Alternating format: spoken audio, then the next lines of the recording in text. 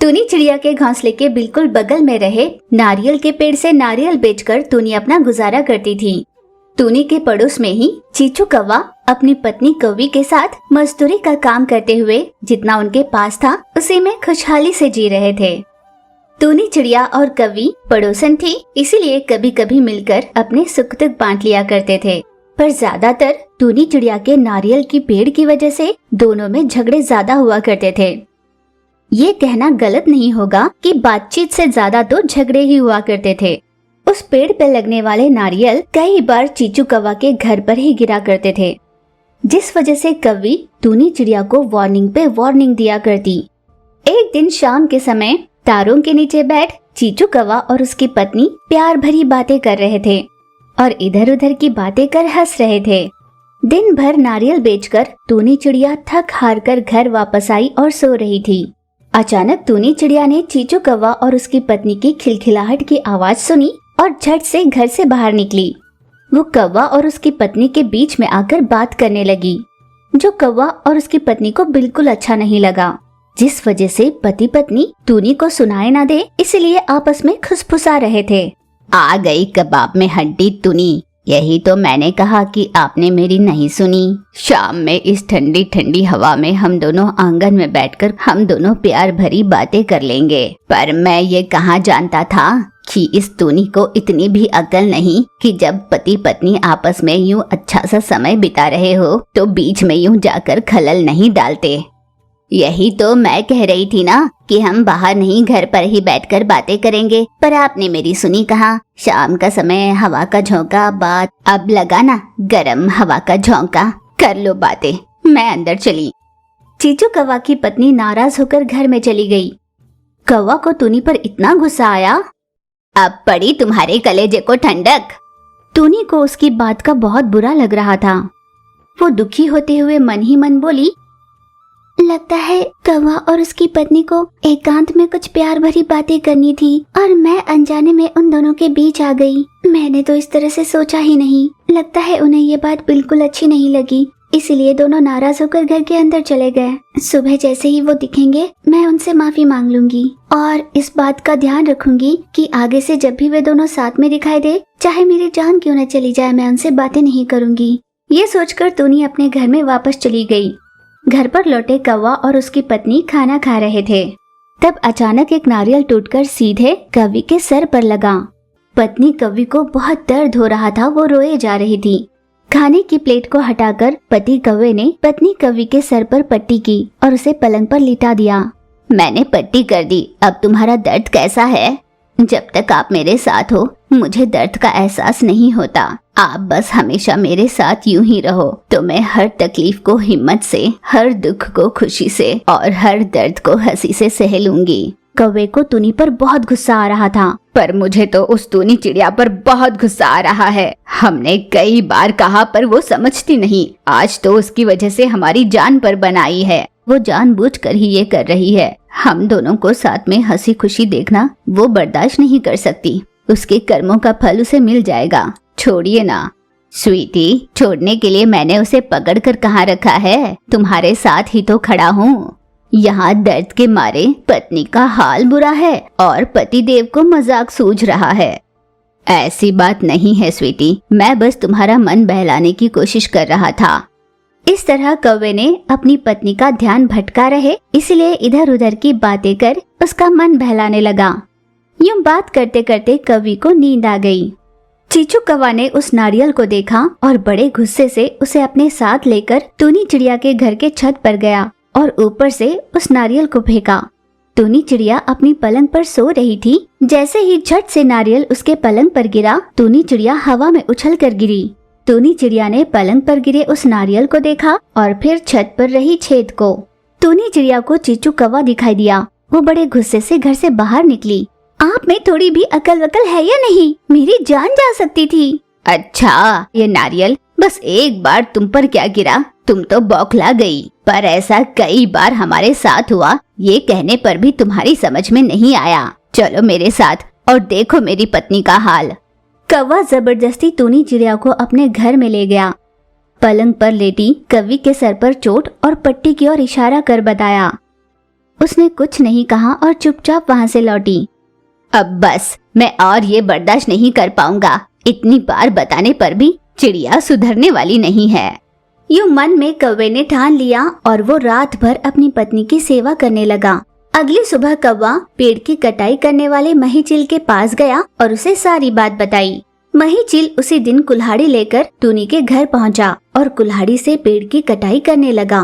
चीचू कौवा जी, ये पेड़ ही मेरा जीवन आधार है। सुनो चिड़िया, मैं मानता हूँ कि ये पेड़ तुम्हारा जीवन आधार है, पर हमारे लिए ये जानलेवा होता जा रहा है। इस पेड़ से जितना मुनाफा तुम्हें होता है वो मैं तुम्हें दे दिया करूँगा। चिच्चू के ऐसा वादा करने पर टूनी चिड़िया कुछ नहीं बोली। फिर महीचिल ने अपना काम खत्म किया और बदले में पैसे लेकर वहाँ से चला गया। टूनी चिड़िया, चिच्चू कौवा और उसकी पत्नी हमेशा सुखी रहने लगे।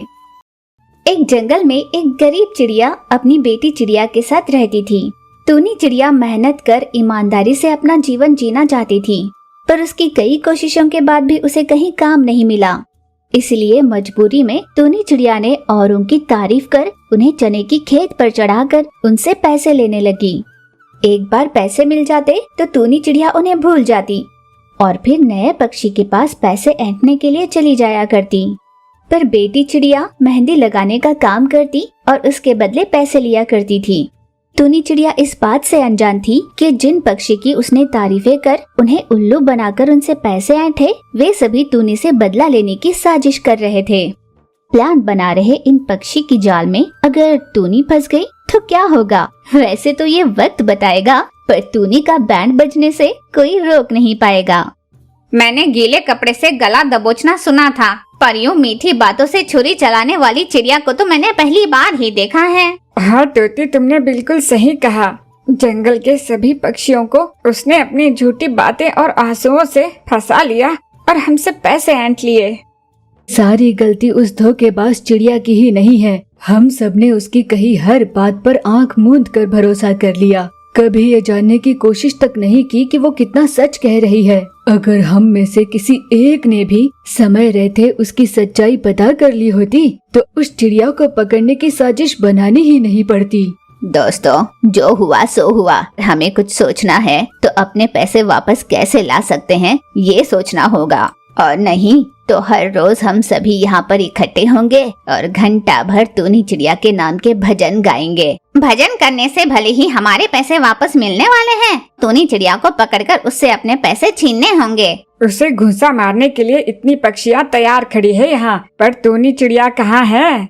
अगर हमारी किस्मत अच्छी रही तो वो मिलेगी, और अगर उसकी बुरी रही तब भी मिलेगी।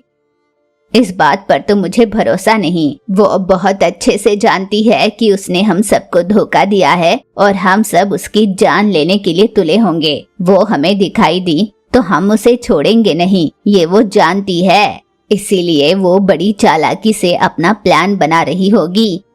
बात करने से कुछ होने वाला नहीं। तुम्हें चारों ओर फैलकर उसे ढूंढने निकल जाना चाहिए। तुम्हें निकल जाना चाहिए का क्या मतलब है? तुम्हें पैसे नहीं चाहिए? हाँ, मुझे चाहिए। हाँ तो हाँ हूँ करने से कुछ होने वाला नहीं। चलो सभी को ढूंढना होगा। हम चारों चार दिशा में फैल जाते हैं और उसे ढूंढेंगे। अगर हमें कहीं टूनी चिड़िया दिखाई दी तो उस पर हमला नहीं करना है, बल्कि पता लगाना है कि वो कहाँ किसके साथ कैसे रह रही है। यूं तय कर चारों पक्षी अलग अलग दिशाओं में बैठ गए और टूनी चिड़िया की तलाश करने लगे। बेचारी टूनी चिड़िया इस बात से अनजान थी और वो अगले पक्षी को फंसाने के लिए अपने रास्ते चल पड़ी। लगता है आज का दिन ही अच्छा नहीं है। घर से निकले मुझे 1 घंटा हो चुका, पर कोई ऐसी नई पक्षी नहीं मिली जो मेरी बातों में फंसकर मुझे पैसे देने के लिए तैयार हो सके। दूर दूर तक कोई पक्षी दिखाई नहीं देती। लगता है आज खाली हाथ ही मुझे घर वापस लौटना होगा। टूनी चिड़िया नई पक्षी की तलाश में और आगे जाने लगी। उसी को ढूंढने निकले 4 पक्षियों की नजर टूनी चिड़िया पर पड़ी। टूनी चिड़िया का पीछा कर रहे वो चारों पक्षी इस बात का ध्यान रख रहे थे कि टूनी चिड़िया को बिल्कुल भी अंदाजा ना लगे कि वे उसका पीछा कर रहे हैं। उन्होंने पीछा करते हुए टूनी चिड़िया के घर का पता लगा लिया। खिड़की से झांककर वो देख रहे थे कि टूनी चिड़िया के साथ और कौन रहता है। घोंसले में टूनी चिड़िया के साथ उसकी नन्ही चिड़िया दिखाई दी। वे सभी पक्षी अंधेरा होने तक चिड़िया के घर के इर्द गिर्द ही उड़ने लगे। नन्ही चिड़िया को अपनी माँ की कमाई पर शक हुआ करता। एक दिन उसने इस बात की परवाह भी नहीं की कि माँ को बुरा लग सकता है। माँ, मुझे तुमसे कुछ पूछना है, गलत मत समझना और ये भी मत समझना कि मैं तुम पर शक कर रही हूँ। हाँ बेटा, किस बारे में पूछना है? माँ, जब बाबूजी जिंदा थे तब भी हम ऐसे नहीं जीते थे। बाबूजी का देहांत भी तो यही सोच कर हुआ ना कि वो अपना घर कैसे चला पाएंगे, और जैसे ही वो चले गए अपनी जिंदगी पूरी तरह से बदल गई। माँ, टूनी चिड़िया की बेटी ने यह सवाल किया। छोटू तोती, मही चील, चीचू कौवी, यूं सारे पक्षी आ गए। उन्हें देख टूनी चिड़िया हक्की बक्की रह गई और पूछा, कौन हो तुम सब? अभी बताते हैं। उन चारों पक्षी ने टूनी चिड़िया को घेर लिया और डंडे से उसकी खूब पिटाई की। फिर उन सभी ने नन्ही चिड़िया को टूनी चिड़िया की असलियत बताई। मेरी माँ ने जो किया वो बहुत गलत है, पर मैं एक मेहंदी डिजाइनर हूँ। मतलब दावतों और फंक्शंस में जो महिलाएं हाथों पर मेहंदी लगवाती है ना, मैं उसकी डिजाइनर हूँ। मैं अपना काम कर आप सबके पैसे चुका दूंगी, मुझे थोड़ा सा समय दीजिए। उसके अगले ही दिन से नन्ही चिड़िया दावतों और शुभ कार्यों में मेहंदी लगाती। इस तरह वे धीरे धीरे पैसा इकट्ठा कर एक एक कर सभी पक्षी के पैसे लौटा दिए। फिर दोनों ईमानदारी से काम कर सुखी जीवन जीने लगे।